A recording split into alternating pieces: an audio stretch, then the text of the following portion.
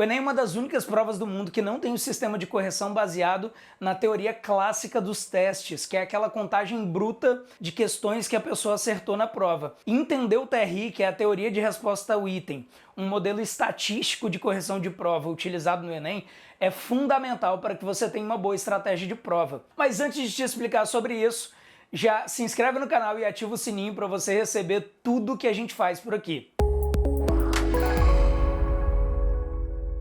Bom, TRI é a sigla para Teoria de Resposta ao Item, que nada mais é do que um sistema estatístico de contagem de pontuação que não é baseado numa contagem bruta, igual à teoria clássica dos testes, que é o modelo vigente aí para classificação de várias outras provas de vestibular, inclusive para a maioria deles.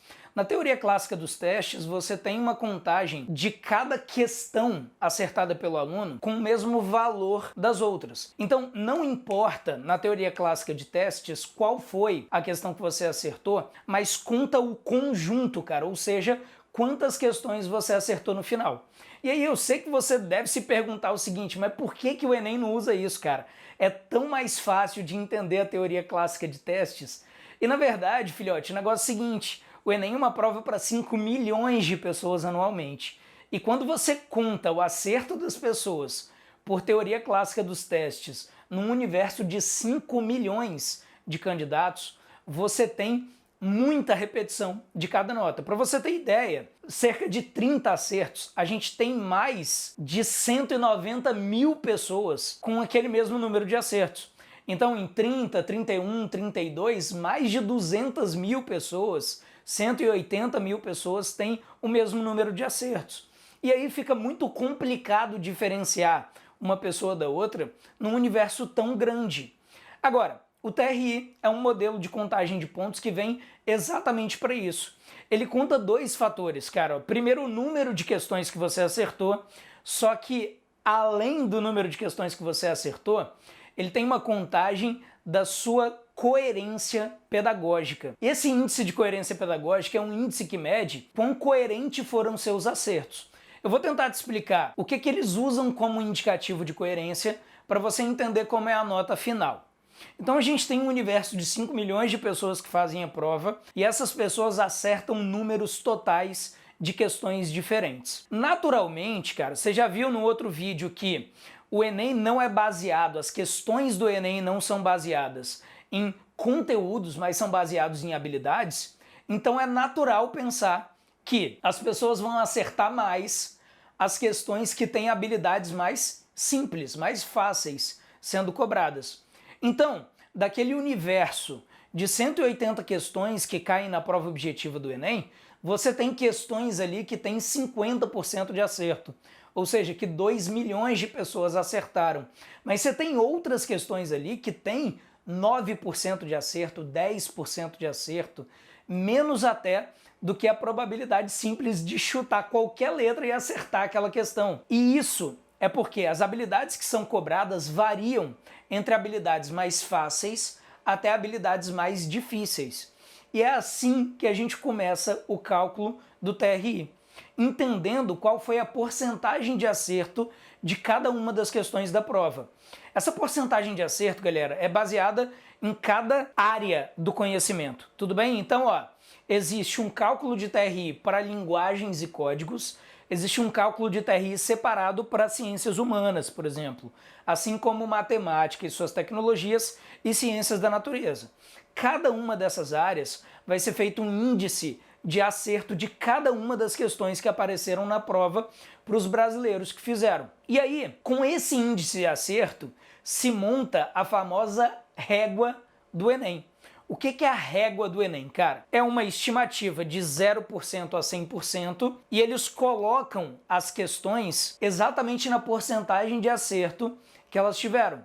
Ou seja, vira uma linha que vai da questão mais difícil para a questão mais fácil. A questão mais difícil sendo aquela que teve o menor índice de acerto e a questão mais fácil sendo aquela que teve o maior índice de acerto.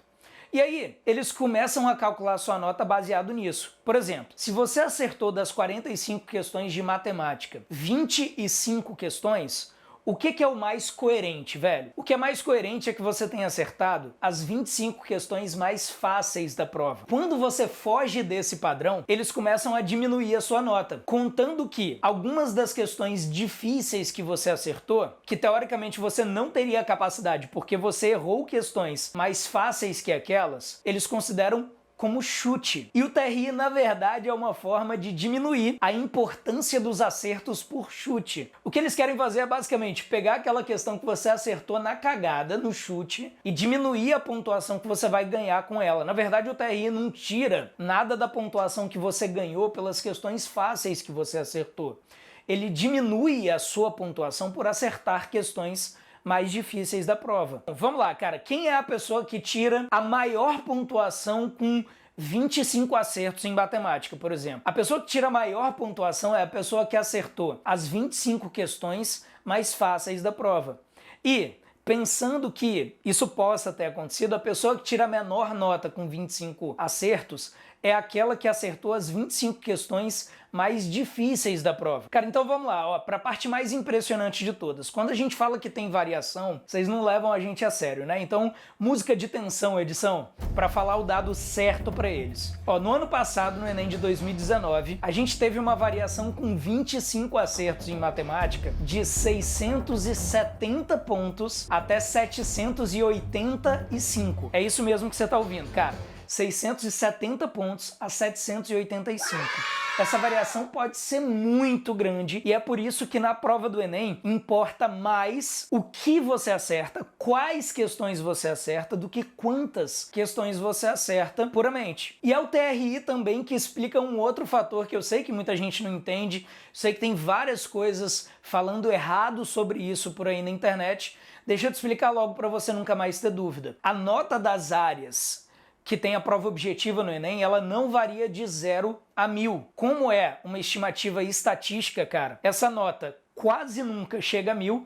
Geralmente, a nota máxima das áreas fica em torno de 875 a 950, 940, variando aí entre área e área também. Eu vou explicar para vocês por que matemática sempre tem a maior estimativa. Agora, ela também nunca chega a 0, beleza? A nota mínima costuma ficar entre 300 pontos. Então a pessoa que acertou uma questão, ela já tira 320, 340, 350, porque o TRI entende que ninguém tem 0% de conhecimento.